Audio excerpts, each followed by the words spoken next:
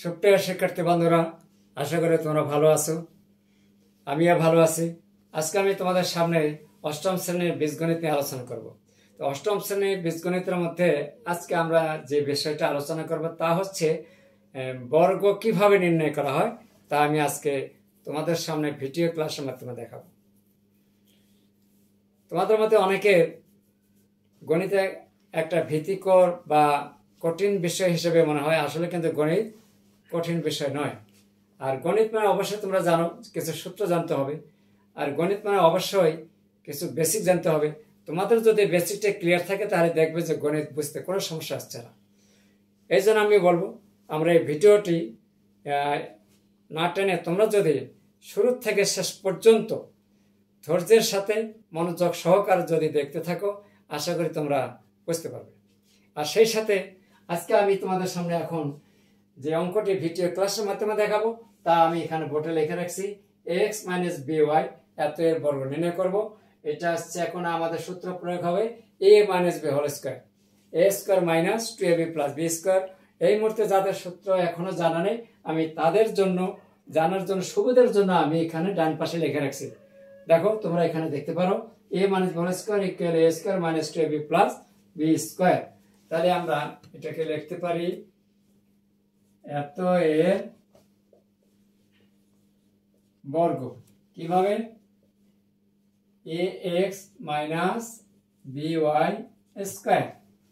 এখন আমরা এই পুরো অংশটাকে আমরা a মনে করব আর এইটাকে b মনে করব। তাহলে অবশ্যই আমরা লিখতে পারি a স্কয়ার, এখানে দেওয়া আছে a স্কয়ার, তাহলে আমরা এখানে লিখব ax তারপর স্কয়ার মাইনাস সূত্রে 2, a বলতে আবার ax, আবার b বলতে by প্লাস by তারপর স্কয়ার। এখন আমরা একটু বেশি খেয়াল করব, এই স্কয়ার এর উপরেও আছে, x এর উপরেও আছে, তাহলে এখানে লেখা যায় a square x square minus 2, পাশাপাশি এগুলো সব গুণ অবস্থায় আছে, a b x y plus, ঠিক এখানেও তাই, a স্কয়ার b এর উপর আছে y এর উপর আছে, তো সেই হিসাবে আমরা লিখতে পারি b স্কয়ার y স্কয়ার। এই ছিল আমাদের বর্গ নির্ণয়।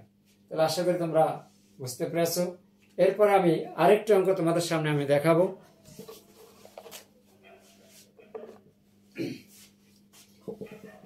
ছ নম্বর তোমাদের বই থেকে অনুশীলনী হচ্ছে 4.1, 4.1 এর 6 নম্বর।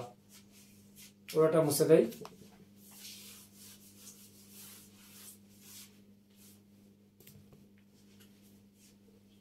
নম্বর 6x square y minus 5x y square.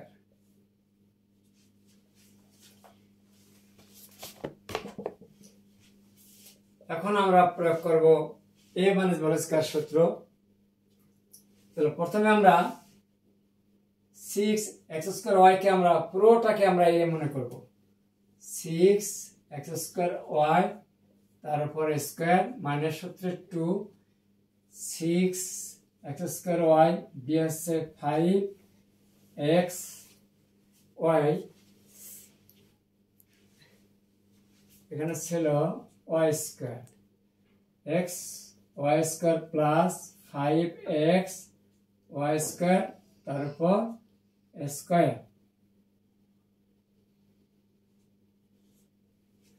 তাহলে এখন প্রথমে আমরা হিসাব করব, a স্কয়ার 6 এর উপর আছে, অর্থাৎ গুণ আকারে 6 দুইবার, 6 6 36। এই স্কয়ার যদি আমরা এখানে x স্কয়ারের উপর সাথে হিসাব করি, পাওয়ার উপর পাওয়ার থাকলে কিন্তু গুণ হবে, x এর উপর স্কয়ার তার উপর স্কয়ার, তাহলে পাওয়ার উপর পাওয়ার থাকলে গুণ করলে x টু দি পাওয়ার 4 আর y স্কয়ার মাইনাস 6 দুগুণে 12, 5 12 কত 60, সংখ্যাগুলো আগে গুণ করে নিলাম, তারপরে x স্কয়ার আর x গুণ করলে x কিউব। তার কারণে আমরা জানি যে পাশাপাশি গুণ থাকলে পাওয়ারগুলো যোগ হয়, তাহলে এখানে 2 আছে আর এখানে x এর উপর কোনো পাওয়ার না থাকলে 1 ধরা হয়, এই 1 আর 2 যোগ করলে 3 অর্থাৎ কিউব। ঠিক তেমনি ওয়াই স্কোয়ার আর ওয়াই গুণ দিলে পাওয়া যাবে ওয়াই কিউব।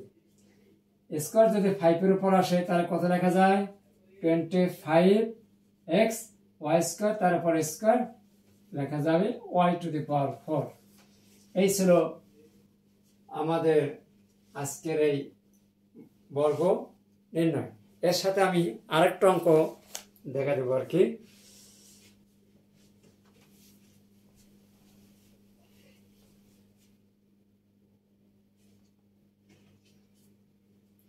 এবার দেখা যাচ্ছে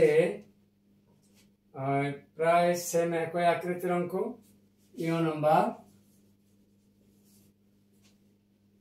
a square x cube minus b square y to the power 4।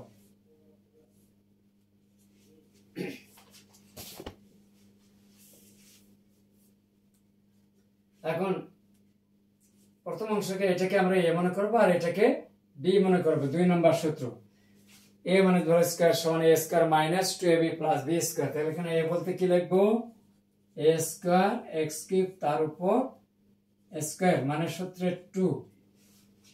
a বলতে আবার এখান থেকে নিয়ে যাব a স্কয়ার x কিউব আর b বলতে লিখবো b square y to the power 4 plus b square y to the power 4 তার উপর স্কয়ার। এই পুরোটাকে আমরা b মনে করব, এটাকে a মনে করব। এখন আমাদের হিসাবের ব্যাপার একটা আছে। আমরা জানি পাওয়ারের পর পদ থাকলে পাওয়ারগুলো কিন্তু গুণ হয়। a to the power 4 x to the power 3 দুগুণে 6 minus 2a square b square সাথে আছে x cube y to the power 4 x cube y to the power 4 plus স্কয়ারটা এখানে হিসাব করলে b স্কয়ার তারপর স্কয়ার দেওয়া আছে, এজন্য হবে 2 দুগুণে 4 b এর উপর 4 আর y টু দি পাওয়ার 8। এই ছিল আজকে দুইটা বর্গ নির্ণয়। আমার এই ভিডিও ক্লাসটি তোমাদের কাছে কেমন লেগেছে তা অবশ্যই কমেন্টস করে জানিয়ে দেবে। এবং যারা ইউটিউব চ্যানেল থেকে দেখতেছো যারা এখনো, তাদেরকে ধন্যবাদ। আর আমার চ্যানেলটাতে যারা এখনো নতুন সাবস্ক্রাইব করোনি, দেরি না করে একটা কাইন্ডলি সাবস্ক্রাইব করে দেবেন। ধন্যবাদ সবাইকে, ভালো থাকবেন, সুস্থ থাকবেন, আল্লাহ হাফেজ।